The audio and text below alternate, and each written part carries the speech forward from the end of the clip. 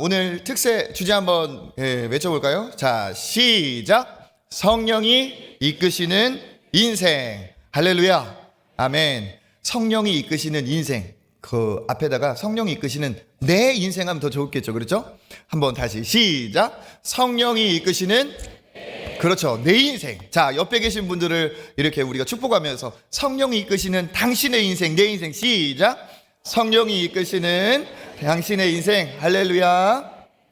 하나님께서 은혜를 주시고 복된 기쁨을 주시는 날이 될 줄 믿습니다. 새해를 이렇게 우리가 기도로 시작한다는 것은 큰 축복이자 또 우리에게 주신 좋은 기회라고 생각을 합니다. 이번에 그 송구영신 예배도 들어보니까 우리 해외에서 우리 선교사님들까지 함께 참 은혜롭게 찬양하고 이렇게 함께 은혜를 나누었다고 얘기를 들었습니다. 오늘 아침에 현장에 나오신 분들도 다 축복하고, 사정상 현장의 상황이 어려워가지고 온라인으로 들으시는 분들도 하나님께서 은혜를 주시기를 바랍니다. 그렇지만 어쨌든 온라인보다 여기에서 현장에서 드리는 예배가 훨씬 더 강력하죠. 그래서 나오실 수 있는 여건에 계신 분들은 그렇게 참여하시고, 여건상 어려운 또 타 지역에 계신 분들은 그럼에도 불구하고 은혜를 사모하며 한번 함께 했으면 좋겠습니다. 아침에 이렇게 들어보시고 점심이나 좀 여유가 있을 때 또 온라인으로 한번 더 들어보시면 새벽에 받은 은혜가 다시 새롭게 또 드러나고, 내가 새벽에는 이 말씀은 놓쳤는데 여기에서 또 은혜가 있구나 하는 그런 것들이 있을 겁니다. 그래서 하나님께서 주시는 이 새벽에 새해의 말씀을 다 은혜 받으시고 마음에 새겨서 그렇게 하시길 바라겠습니다. 특히 우리 자녀들 많이 오고 또 우리 사랑하는 다음 세대 청년들 함께 했는데 우리 다음 세대를 향해서, 청년들을 향해서 우리 축복의 박수 한번 하겠습니다. 네. 네. 5번입니다. 5번. 뭐 길지도 않아요. 그렇죠? 성령 시리즈 5종 세트. 월요일부터 시작을 하는데 금요일 토요일이면 끝납니다. 시작했다 싶으면 끝날 텐데 이게 다 세트가 있고 이 흐름이 있고 이어지지 않겠어요? 그래서 오늘 오신 분들은 끝까지 완주하시고 또 한 주 하루하루 다 은혜가 되시기를 바라겠습니다. 잘 아시는 것처럼 사도행전은 누가 지었을까요? 사도행전을 누가 기록했을까요? 어떻게 하셨어요? 사도행전의 기록자는 누가입니다. 누가 복음을 기록한 누가 바로 사도행전의 기록자이죠. 누가의 본래 본인이 갖고 있었던 직업이 있습니다. 직업은 뭐죠? 의사입니다. 그래서 의료 선교를 하시는 분들도 지금 누가 선교회, 그런 의료 선교 단체도 있죠. 그래서 누가는 의사 출신의 또 바울의 신실한 동역자입니다. 누가복음의 끝자락이 또 사도행전의 시작과 맞닿아 있습니다. 복음서의 마지막은 어떻게 되어 있습니까? 예수님이 십자가에 돌아가시고 부활하신 이후에 그 제자들에게 나타나신 그 장면으로 해서 복음서가 마무리되죠. 그렇기 때문에 이제 이 사도행전의 시작은 복음서의 마지막 부분인 예수님이 떠나가시는 장면으로 이렇게 사도행전은 또 다른 시작을 합니다. 오셔서 몸으로 모든 자기가 이루어야 될 것들을 다 이루신 예수께서 이제 떠나시면서 새로운 국면이 진행이 되죠. 그 중에 큰 역할을 감당했던 게 누구입니까? 예수님의 제자들입니다. 그런데 예수님의 제자는 복음서의 제자들과 사도행전의 제자들은 좀 많이 다릅니다. 분위기도 다르지만 이름도 다르게 얘기하고 있어요. 복음서에는 예수님의 제자들을 말할 때는 제자라고 이렇게 얘기를 하는데, 사도행전에서는 제자라고 이야기하지 않고 뭐라고 얘기합니까? 그렇죠, 사도들이라고 얘기합니다. 제자는 배우는 의미, 수련하는 의미가 더 강한 단어이고, 사도라는 뜻은 보냄을 받았다라는 뜻이에요. 그러니까 뭔가 완성의 단계에 이른, 우리가 지금 얘기하는 것처럼 뭔가를 다 배우면은 이제 하산해도 좋다 하는 것처럼 떠나 보내잖아요. 그와 같이 이 사도들은 보냄을 받은 무언가 완성 단계에 이른 그런 차이가 있습니다. 실제로 보면 복음서의 제자들은 굉장히 좀 실수도 하고 어떤 부분에서는 좀 실패한 그러한 연약함도 보이고 있습니다. 그런데 이 사도행전에서의 사도들은 완전히 다른 사람과 같이 변화가 되죠. 마치 12명의 정말 실수투성이인 제자들이 복음서의 내용에 등장한다면 사도행전에서는 12명의 도리어 12명의 제자가 아닌 12명의 예수님들이 활동을 하는 것 같이 완전히 다른 사람으로 변합니다. 뭔가는 다른 특별한 이유가 있었겠죠. 그 제자들이 무슨 사연이 있길래 이렇게 특별한 사람이 되었을까? 그것이 이제 사도행전이 시작되는 비결이고 사도행전의 그 특별한 우리가 주목해야 될 영적인 비밀입니다. 우리 먼저 사도행전 1장 3절 말씀 한번 같이 읽어보겠습니다. 그가 고난 받으신 후에 친히 살아계심을 나타내사 40일 동안 그들에게 보이시며 하나님 나라의 일을 말씀하시니라. 아멘. 예수님의 부활을 얘기하고 있죠. 고난 받으신 후에 그것으로 끝나지 않았다는 겁니다. 확실한 증거로 친히 살아계심을 며칠 동안 40일 동안 그들에게 보이시며, 이 대목이 중요합니다. 누가는 자기가 확실히 이 부활을 목격한 목격자로서 기록을 하고 있어요. 그런데 그걸 굉장히 강조하면서 이야기하고 있습니다. 확실한 많은 증거로 친히 살아계심을 나타내사 40일 동안 보이시며, 그러니까 이 안에 계속 강조를 하고 힘을 줘서 얘기하는 거죠. 확실한 많은 친히 살아계신 것을 나타내사 40일 동안 그들에게 또 보이시며 하면서 굉장히 이 내용을 강조해서 이야기하고 있습니다. 왜 그렇습니까? 본인도 믿지 못할 일을 지금 경험하고 목격을 한 상황이죠. 그러니까 부활이라는 것이 정말 믿기 어려운 그러한 일인데 이 일이 이루어졌다는 거예요? 이루어지지 않았다는 거예요? 실제로 이루어졌고 이것을 의사인 나의 관점에서도 이것이 정말 믿겨지지가 않지만 이것은 사실이기 때문에 확실한 많은 증거로 친히 살아계심을 나타내서 40일 동안 그들에게 보이셨다고 지금 얘기를 하고 있는 거예요. 그러니까 이 예수님의 제자들이 사도로 달라지게 된 가장 큰 외적인 경험이 뭡니까? 예수님의 부활을 경험하고 목격했다는 사실이죠. 예수님이 죽음으로 끝나지 않았다는 겁니다. 예수님이 죽음으로 끝나지 않고 진짜 예수님은 살아나셨고 그 예수님의 제자들이 사도로서 완전히 달라지게 된 그 비결 중에 첫 번째가 뭐냐?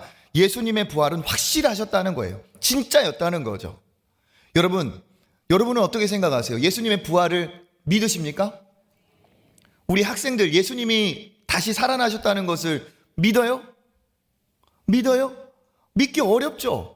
이게 정직한 거예요. 정직한 거. 믿기 어렵습니다. 그런데 그것을 이 기록한 누가라는 사람도 믿기 어려웠다는 거예요. 그런데 이것은 믿을 수 없지만 정말 일어난 사건이기 때문에 누가는 확실한 증거가 있다라고 이야기를 합니다. 부활은 우리가 생각하는 것처럼 어떤 신화, 지어낸 이야기의 한 토막이 아니라 살아계신 하나님이 이 땅에 몸으로 오셔서 모든 그의 사명을 마치시고 죽음을 이겨내신 놀라운 실제적인 역사적 사실, 팩트라고 하죠. 역사적인 사실입니다.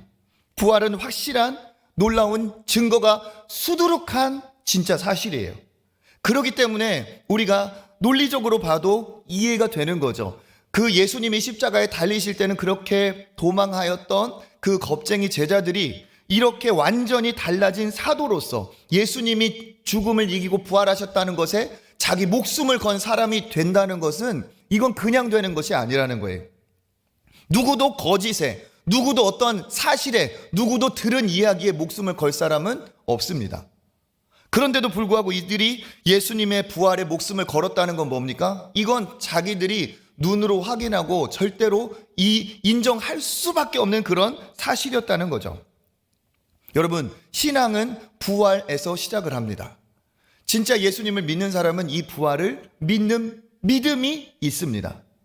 부활을 믿기 때문에 죽음이 끝이 아니라는 것을 확신하죠. 이 땅이 전부가 아니라는 것을 그들은 알고 있습니다. 그렇기 때문에 죽음 너머에 영원한 하나님의 나라가 있다는 것을 확신하죠. 얼마 전에 우리를 다 힘들게 했던 그 코로나 역시도 따지고 보면 그 바이러스, 그 기침하는 사람이 두려운 게 아니에요. 무엇이 두렵습니까? 인간은 존재적으로 죽음이 두려운 거죠.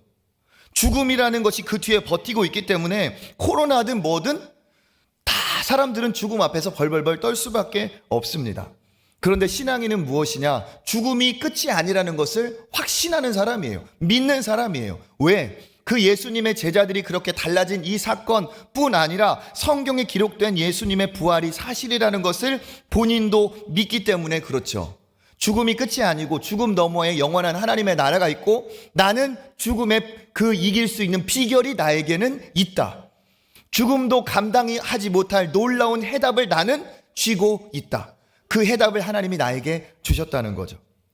여러분, 부활을 믿으시길 바라겠습니다. 여러분이 진짜 하나님을 믿는 믿음의 사람답게 달라지기 위해서는 부활의 신앙, 부활을 믿는 것이 중요합니다. 예수님의 제자들도 부활을 경험하기 전에는 그렇게 겁을 먹고 죽을까 노심초사하고 전전긍긍했던 그러한 두려운 겁쟁이들이었어요. 그런데 어디에서 이들이 달라집니까? 부활하신 예수님을 만나고 달라집니다. 그런데 이들이 부활한 예수님을 만난 것은 정말 놀라운데 부활하신 예수님을 만나고도 아직 부족한 점이 있었어요. 내가 경험은 했는데 그 예수님을 내가 다시 만난 그 예수님을 만남은 이루었는데 아직 이제 부활한 예수님을 만나고 내가 어떻게 무엇을 위해 살아야 되는지 삶의 방향이나 이런 것은 그들에게 아직 주어지지 않았어요. 무엇을 위해서 내가 그 부활하신 예수님은 알았다, 부활하셨는데 그럼 나는 어떻게 살아야 되나 여기까지는 발견을 하지 못했습니다. 또한 여전히 예수님을 십자가에 못 박은 그 대적은 기세가 등등하게 존재하고 있고 나 역시도 그들에게 정말 잡힐지 그들이 정말 너무 무서운 그 두려움은 아직 자기에게 남아 있었다는 거죠. 그러니까 예수님이 부활한 그 이후에도 제자들은 방향을 잡지 못합니다. 우리 요한복음 21장 3절 읽어보겠습니다. 시몬 베드로가 물고기 잡으러 가노라 하니 그들이 우리도 함께 가겠다 하고 나가서 배에 올랐으나 그날 밤에 아무것도 잡지 못하더니 아멘. 베드로가 어디로 갑니까? 나는 물고기 잡으러 가노라. 그랬더니 다른 제자들도 어떻게 합니까? 우리도 함께 가겠다. 예수님은 부활하셨지만 어디에 무엇을 해야 어떻게 살아야 될지 아직 방향이 없어요. 분명히 예수님은 너희는 사람을 낚는 어부가 되게 하리라 부르셨는데 아직도 그냥 물속에 사는 물고기를 잡으러 가야 되는 이러한 혼란한 상황이죠. 그러면서 그 동료들도 따라가고 뭡니까? 열심히 그물을 지었지만 그물이 헛그물질이었어요. 아직 그들의 인생은 이렇게 빈 그물과 같은 그런 인생이었다는 사실입니다. 이렇게 그들이 예수님을 만나고도 이렇게 갈피를 못 잡고 있으면서 이 상황에 예수님의 부활이 이제 이루어지고 40일이 지납니다. 그리고 예수님이 이제 그들이 보는 앞에서 마지막으로 당부를 하고 그들이 눈으로 보는 중에 이제 하나님 앞에 들림을 받을 그 시점이 다가옵니다. 예수님이 이 땅에서 그들을 만나는 마지막 장면이고 그들에게 마지막으로 자기의 육성으로 전할 수 있는 그 시간, 그 당부, 어떠한 이야기였을까요? 굉장히 중요한 이야기였겠죠. 우리 그 대목을 읽어봅니다. 사도행전 1장 4절 시작.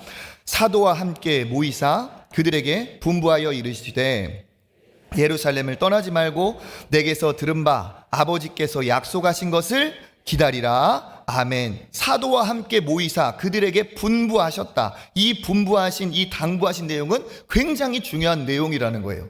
왜? 이제 떠나시기 직전에 마지막으로 목소리로 전한 그 음성이기 때문에 이건 정말 중요한 이야기를 하겠죠. 뭐라고 하십니까? 첫 번째, 예루살렘을 떠나지 말아라. 이게 첫 번째 명령이었어요. 예루살렘을 떠나지 말아라. 그 다음에 두 번째는 뭡니까? 내게서 들은 바 아버지께서 약속하신 것을 어떻게 하라? 기다리라. 아버지께서 약속하신 것을 기다려라. 두 가지. 이곳을 떠나지 말고 또 한 가지는 아버지께서 약속하신 것을 기다리라. 그러면 아버지께서 약속하신 것은 무엇일까요? 그 다음 절에 나옵니다. 5절 시작. 요한은 물로 세례를 베풀었으나 너희는 몇 날이 못 되어 성령으로 세례를 받으리라 하셨느니라. 아멘. 요한은 물로 세례를 주었지만 너희는 무엇으로 세례를 받으리라? 성령으로 세례를 받으리라. 그러니까 약속하신 것은 뭡니까? 성령이죠, 성령. 하나님께서 약속하신, 예수께서 보내신다고 약속하신 것은 성령이에요. 그러면 떠나지 말고 기다려라 한 이유는 뭡니까? 그렇죠. 예루살렘에 성령이 임할 테니까 예루살렘을 떠나지 말고 아버지의 약속하신 그것을 어떻게 하라? 간절히 기다리라는 겁니다. 예수께서는 무엇을 약속하셨어요? 성령을 약속하셨습니다. 성령은 무엇이냐? 지난번에 말씀드렸던 것처럼 성부, 성자, 성령, 삼위 하나님이십니다.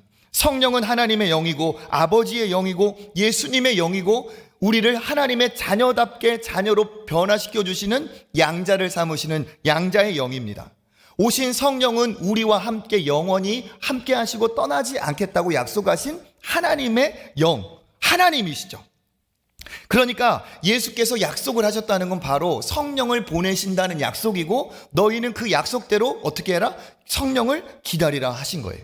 그러면서 예수님은 어떻게 하십니까? 가시죠. 가시면서 오신다는 약속이 어떻게 이루어졌습니까? 성령이 오시면서 이루어졌어요. 우리 요한복음 14장 18절 읽어보겠습니다. 시작. 내가 너희를 버려두지 아니하고 너희에게로 오리라. 아멘. 여기에서 내가 너희를 어떻게? 고아와 같이 버려두지 않고 다시 오겠다. 어떻게 오십니까? 성령으로 오시겠다는 거예요. 그러니까 지금 예수님의 제자들이 외적으로는 경험을 했습니다. 부활하신 예수님을 눈으로 확실히 봤어요.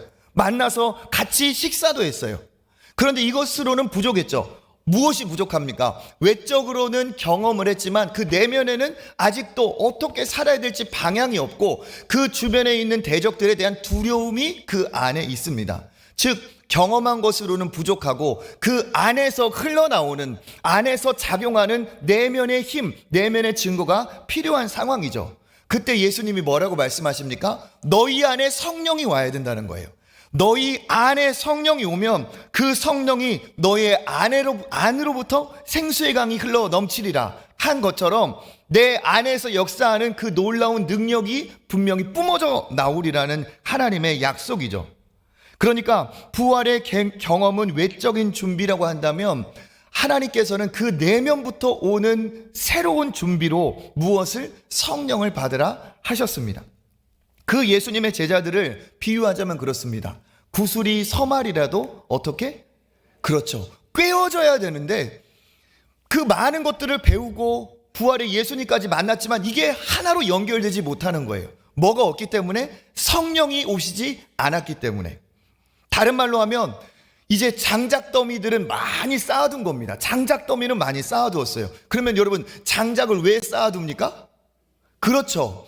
불꽃이 일어나서 그것을 이제 태우기 위해 장작을 쌓는 건데 예수님에 대해서 많은 것을 보고 배우고 안 그들의 지식들 그리고 예수님의 부활을 경험한 그 목격이 지금 많이 쌓여 있어요.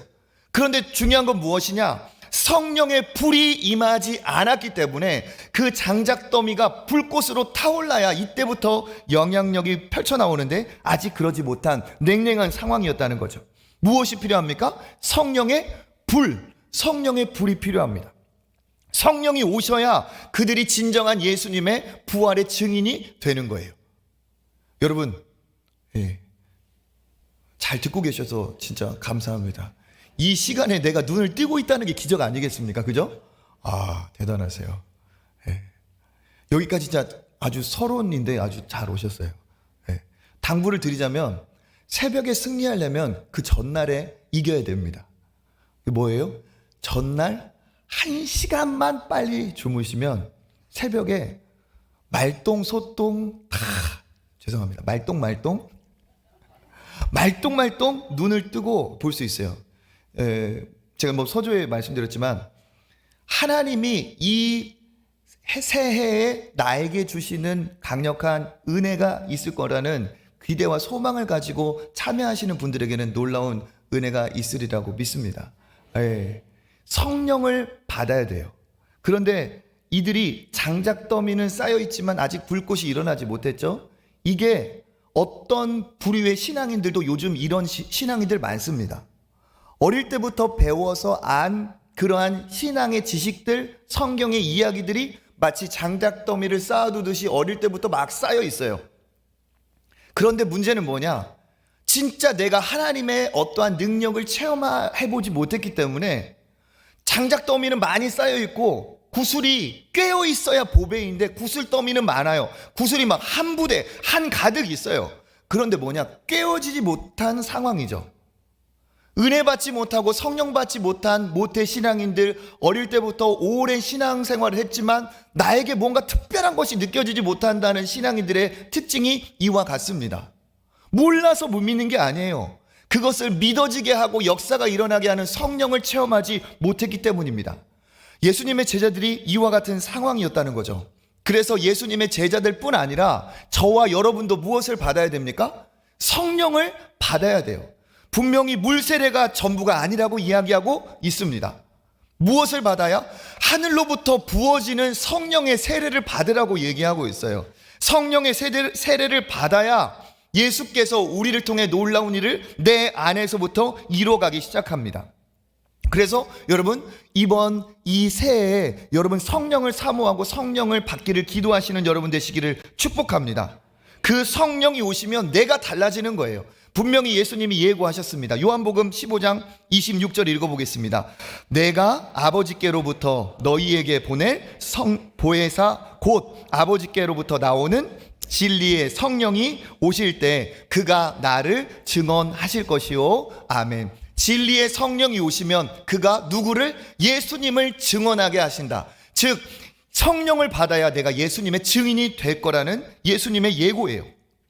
성령을 받으면 진리의 영이 오시고 생각나게 하셔서 나를 예수님처럼 나에게 은혜를 베풀어 주시고 내가 또 다른 작은 예수로 살도록 성령께서 역사하신다는 거죠. 그러니까 신앙은 무엇입니까? 우리가 기억해야 됩니다. 신앙은 지식이 아니에요. 신앙은 경험이 아닙니다. 신앙은 무엇이냐? 약속하신 성령을 받을 때 신앙의 지식도 신앙의 경험도 이제 비로소 온전해진다는 사실입니다. 그러니까 교회 안에서도 신앙의 지식이나 어떠한 경험으로 머물러 있는 사람이 있는가 하면 그 장작더미에 불이 붙은 것처럼 성령이 임하여서 성령으로 믿음 생활하는 사람이 분명히 있다는 거예요. 장작더미만 쌓여있는 사람은 신앙생활하기가 힘들고 고됩니다. 왜? 내가 끌고 가야 되니까, 내 노력으로 해야 되니까, 내가 의무감으로 해야 되니까, 내가 살아왔으니까 지금까지 그렇게 살아야 되니까 하는 그런 고된 그런 종교생활의 노력이 필요해요. 고됩니다. 그런데 불이 붙으면 어떡합니까? 불이 한번 딱 붙으면 어떻게 돼요? 그 불이 꺼지지가 않아요. 불을 일부러 태울 필요가 없어요. 불이 장작더미에 붙는 순간 불은 자연히 붙게 되어 있어요. 성령의 역사를 체험한 사람은 신앙생활뿐 아니라 하나님과 동행하는 그런 역사들을 억지로 만들어내는 게 아니고 내 안에 성령이 오심으로 그 성령이 나를 끌고 가시는 역사가 일어납니다. 은혜 받는 자리에 억지로 나와서 고되게 수행하듯이 주여 오늘도 빨리 끝나게 해주십시오, 이런 사람 없다는 거예요. 기쁨으로 자원하여 나와 하나님을 찬양하고 그 자리에 얼마나 은혜가 충만한지 모릅니다. 이 자리도 어쩌면 억지로 나온 분들은 힘드실 거예요. 그렇죠? 그러니까 어떻게 해야 되느냐? 빨리 끝나기를 기도하실 게 아니라 나도 은혜 받기를 기도하시길 바라겠습니다. 어떤 분들은 드디어 신년 특세가 하는구나, 기도하며 사모하며 오신 분도 있겠죠. 그게 뭡니까? 성령이 끌어가는 인생, 성령이 이끌어가는 인생이 바로 그와 같다는 겁니다. 성령은 그와 같이 우리에게 신앙생활 하는 정도 끌어가는 것이 아니라 성령이 우리에게 임하시면 내가 다니는 학교에서, 직장에서, 가정에서 내가 어떻게 살아야 될지를 하나님이 끌어가세요. 이것이 신앙생활의 비밀이자 비결입니다. 이것을 알고 끌어가고 끌려가는 인생은 복되고 능력이 나타나게 되어 있습니다. 왜 그렇습니까? 성령이 오시면 반드시 권능이 임하기 때문에 그렇습니다. 1장 8절 읽어볼까요? 시작.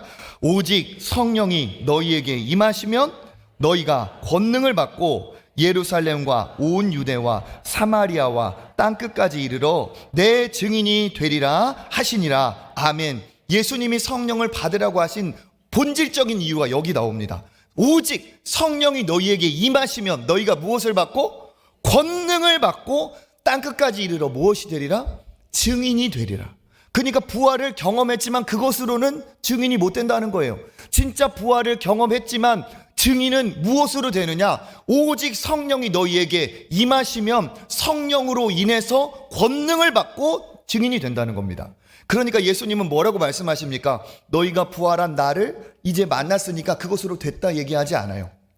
부활한 나를 만났지만 너희는 여전히 부족하다. 무엇이 오셔야? 오직 성령이 너희에게 임하셔야 너희가 증인이 된다는 겁니다.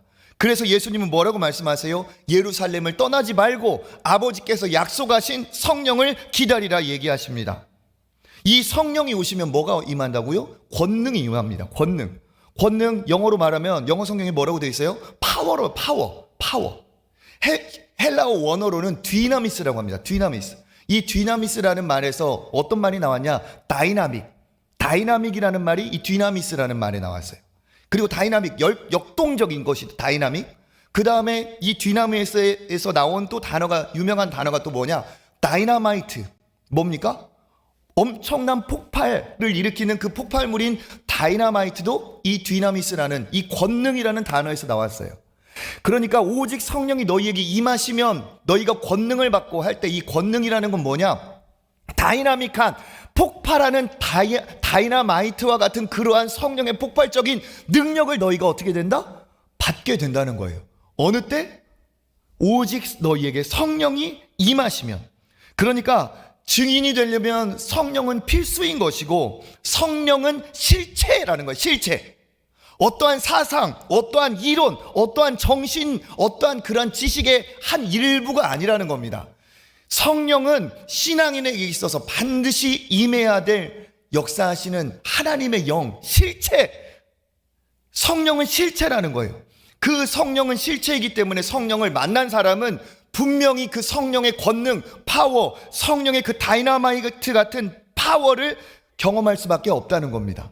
성령은 반드시 권능을 동반합니다. 성령이 바로 능력의 원천입니다. 그러니까 우리가 신앙생활을 하는 가장 중요한 이유, 그리고 신앙생활을 신앙인답게 제대로 할 수 있는 건 뭡니까? 성령을 받고 그 성령이 나에게 주시는 어떠한 그 권능을 받아야 우리가 신앙인다운 신앙인, 믿음에 영향력을 끼치는 사람이 될 수가 있다는 거죠.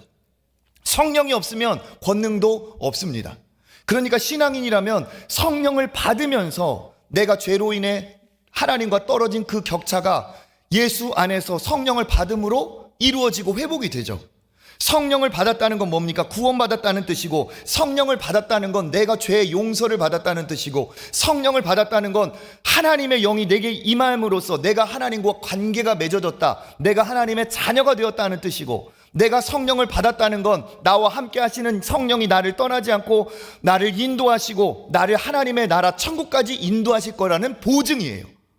그러니까 성령을 안 받은 사람은 엄밀히 말하면 신앙인이 아닌 겁니다. 종교인이에요. 예수님은 뭐라고 말씀하셨느냐? 요한은 물로 세례를 주겠지만 너희가 성령으로 세례를 받으라 합니다. 물 세례는 성령 세례의 외적인 징표라는 거예요. 본질은 뭡니까? 성령이라는 겁니다.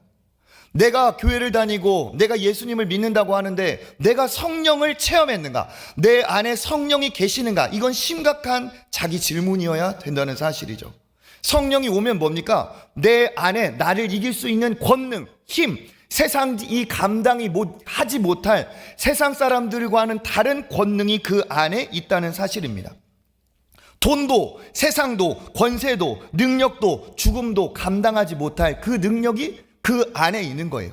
세상 사람들이 다 돈에 무릎을 꿇고 어떠한 세상의 권력에 무릎을 꿇고 세상의 유혹거리에 다 그 안에 다 추종들면서 따라가는 상황에 난 따라갈 수 있는 능력, 그러한 상황에 무릎 꿇지 않을 수 있는, 내가 그 앞에서 다 돈에 무릎 꿇고 다 권세에 무릎 꿇을 그 상황에 이익도, 내가 어떠한 그러한 모든 것들도 뒤로 하고 포기하면서 내가 꼿꼿이 고개를 들고 있을 수 있는 그 능력, 그건 어디에서 오느냐? 성령에서 온다는 사실입니다. 죄와 탐욕과 육체와 본능과 정욕과 쾌락을 이길 수 있는 그 능력 어디에서 옵니까? 성령에서 온다는 거예요. 성령에서. 어떻게 해야 세상에 믿음이 있는 사람으로서 다르고 특별한 거룩한 삶을 삽니까? 어떻게 선한 능력을 끼칩니까? 성령이 있는 사람이 가능하다는 거예요. 내 안에 성령이 없는데 어떻게 내가 똑같이 절하고 똑같이 일어나지 내가 어떻게 당당하게 고개를 들고 있을 수 있겠습니까? 우리도 마찬가지예요. 성령을 받아야 승리합니다. 성령을 받아야 이길 수 있습니다. 성령을 받아야 권능이 있어요. 지금 문제는 뭐냐? 권능이 사라진 시대, 권능이 없는 믿음의 사람, 그러한 종교 생활하는 수준으로 있기 때문에 우리에게 문제가 있는 거예요. 예수님이 말씀하셨습니다.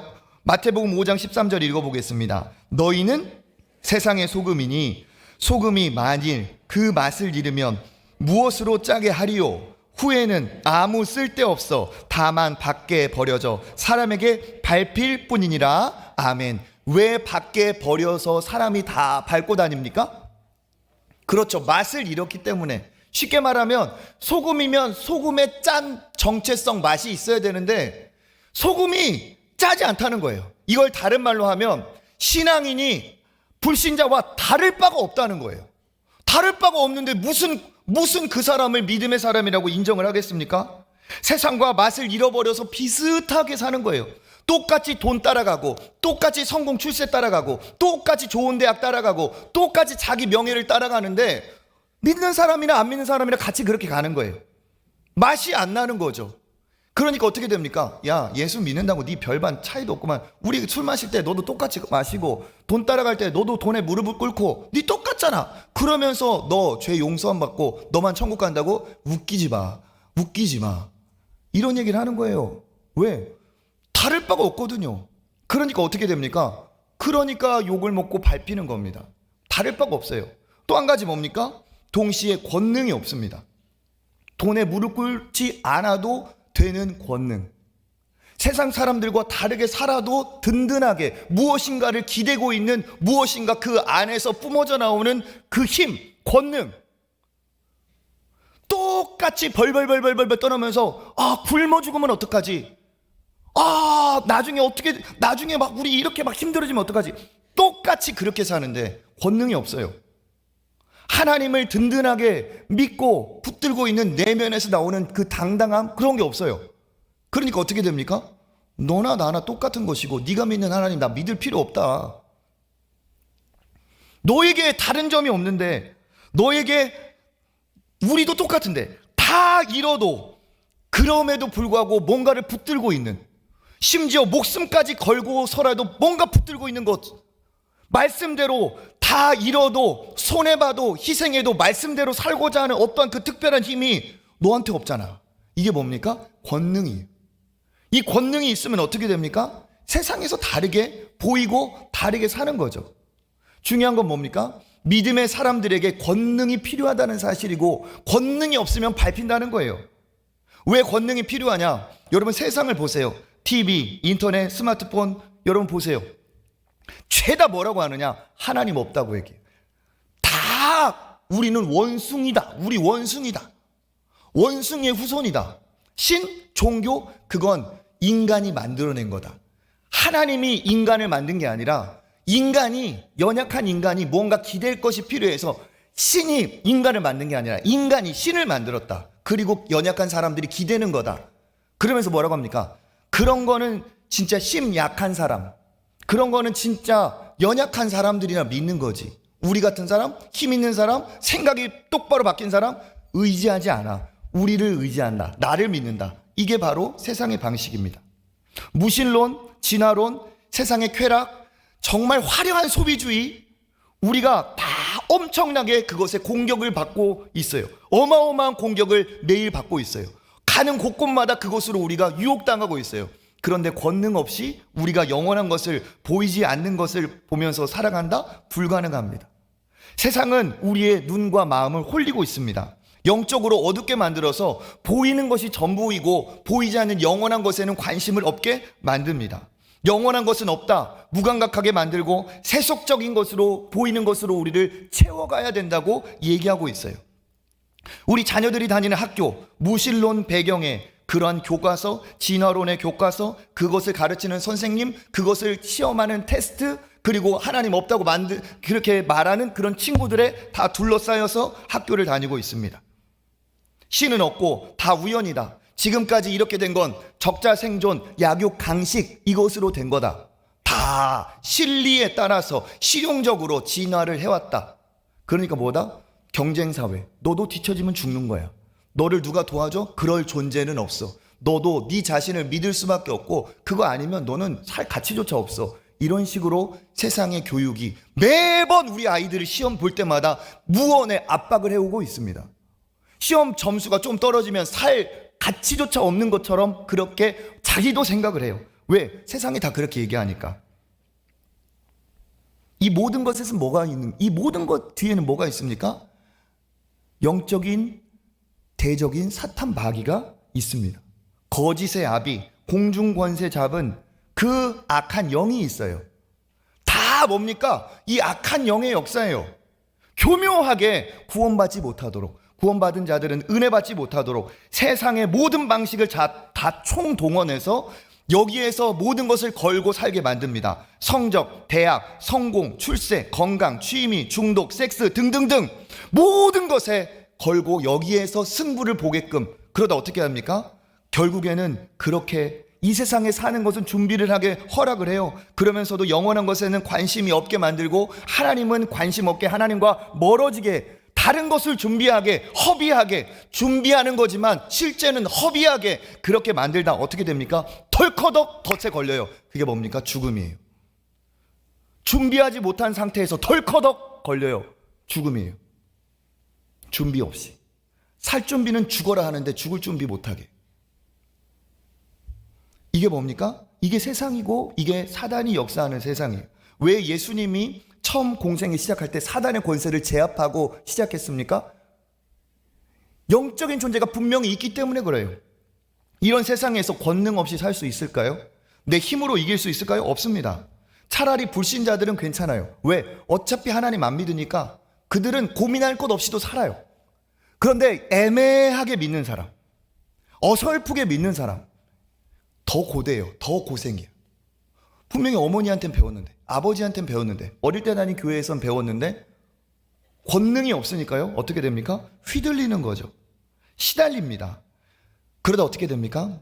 주변에 있는 사람 한 명 전도하지 못하고 한 명 구원하지 못하고 시달리고 이리 치이고 저리 치이다가 자기만 겨우 천국에 턱걸이 하듯이 갑니다. 이게 현실, 이게 이 시대의 신앙이라고 하는 게 이 수준입니다. 뭡니까? 다 옛날에는 죽기를 각오하고 예수님을 믿었던 시대도 있었는데 다 어떻게 돼요? 신앙이 다 하향 평준화가 돼서 영향력은 상실되고 어떠한 한 사람 전도할 만한 그러한 능력도 없고 누구에게 예수님 믿어보라고 말할 만큼 매력도 절대로 느끼지 못하게 하는 이런 시대가 됐어요. 뭐가 상실됐습니까? 권능이 상실됐어요. 권능이. 이 권능의 상실은 어디에서 옵니까? 교회를 다녀도 성령을 모르고 다니고 성령을 내 안에 모시지 못한 그 이유에서 이런 일이 벌어집니다. 예수님이 왜 마지막으로 제자들을 모아놓고 하신 말씀이 오직 성령이 너희에게 임하시면 권능을 받는다 이 얘기를 하셨을까요? 너희들이 이제 내가 떠난다, 완전히 떠난다. 그러면 너희 혼자 이길 수 없다는 거예요. 너희들이 성령을 받아서 하나님의 영인 성령이 너희에게 임하시고 너희를 통해 권능이 일어나야 죽은 자도 일어나고 약한 자도 일으켜 세우고 권능의 말씀으로 복음으로 변화도를 지킬 텐데 너희의 힘으로는 안 된다는 거예요. 뭐가 필요하다는 겁니까? 권능 어디로부터 오는? 하늘로부터 오는 성령으로부터 오는 이 영적인 힘이 필요하다는 사실입니다. 여러분 이 영적인 힘을 체험을 하고 내가 받아야 돼요. 그래서 예수님이 뭐라고 말씀하시느냐? 약속하신 것을 기다리라고 했어요. 그냥 빨리 가면서 빨리 나가가지고 너희들 가가지고 빨리 전도해라. 너희들 가가지고 빨리 뭐 불쌍한 사람 도와주고 복음을 전하고 사역해라. 이런 얘기 하지 않으셨어요. 맨 처음에 뭐라고 말씀하셨느냐? 어디 가지 말고 여기에서 이 예루살렘을 떠나지 말고 여기에서 아버지가 약속하신 것을 기다려라. 그건 뭡니까? 성령을 받고 가라는 거예요. 성령을 받고. 우리 역시도 왜 밋밋하게 살고 예수 믿는다고 하면서 왜 우리가 그 권능을 체험하지 못합니까? 성령이 없어서, 불이 없어서 불이 붙어야 됩니다.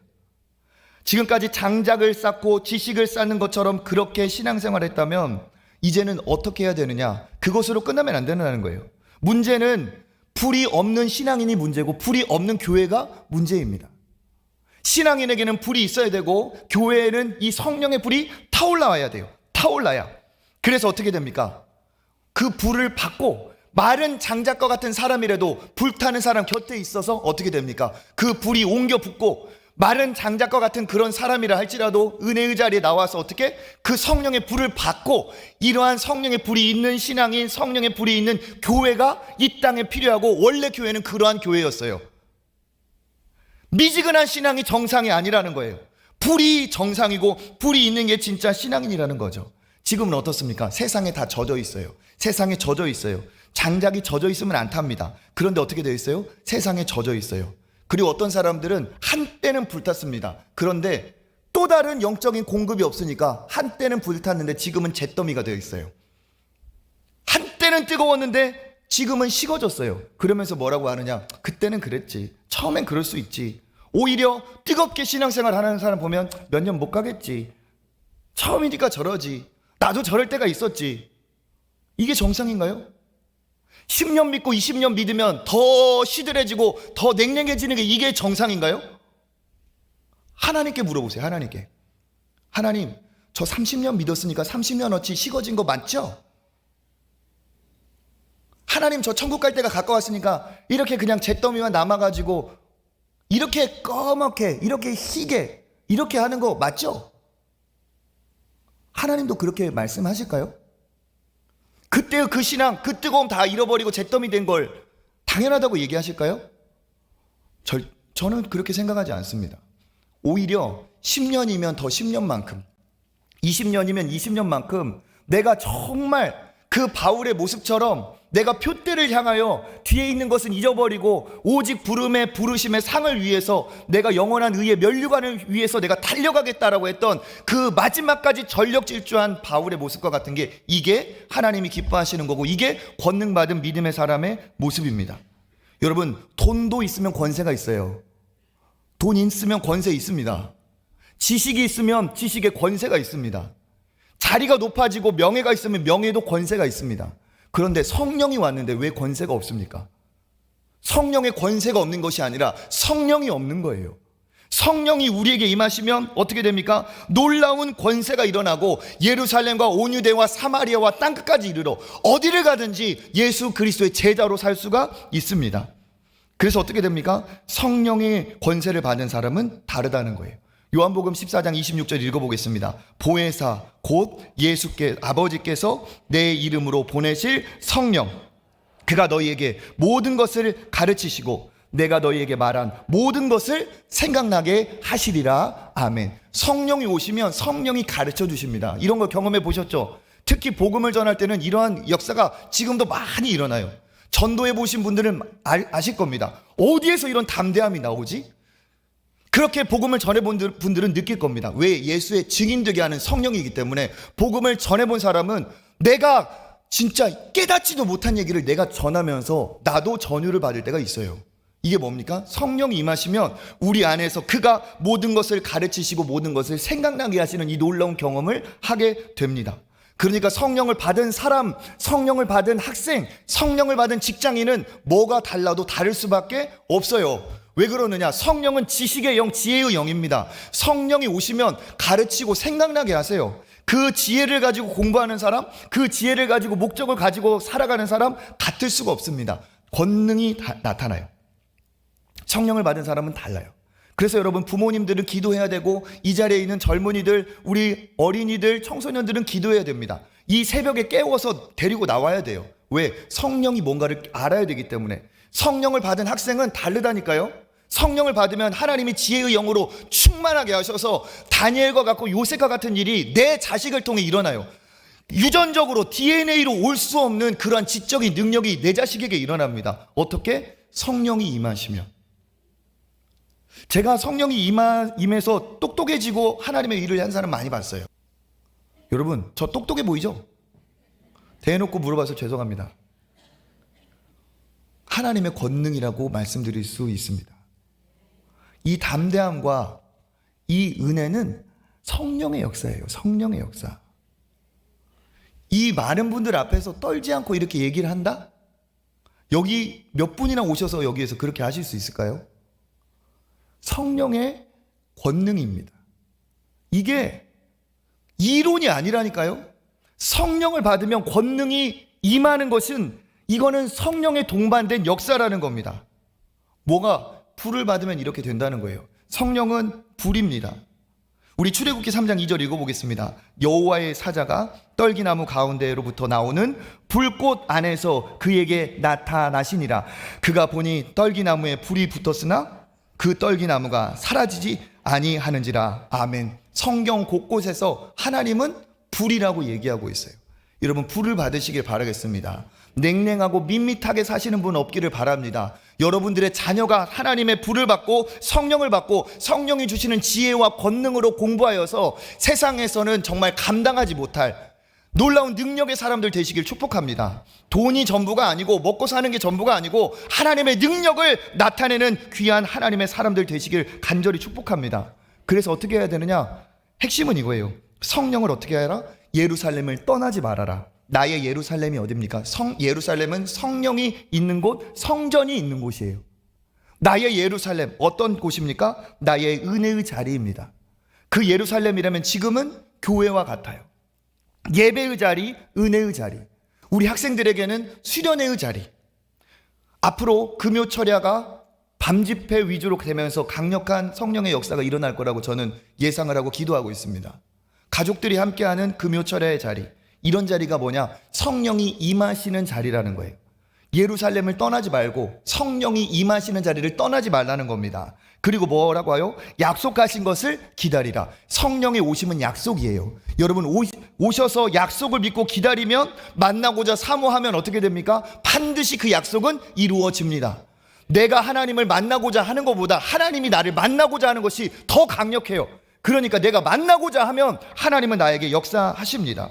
성령은 기다리는 자, 사모하는 자에게 옵니다. 내 말만, 내 문제만 털어놓고 기도를 끝내니까 문제예요. 하나님이 나에게 오시기를 기다려야 돼. 너무 바빠. 기도하자 하는데 앉으면 일어나.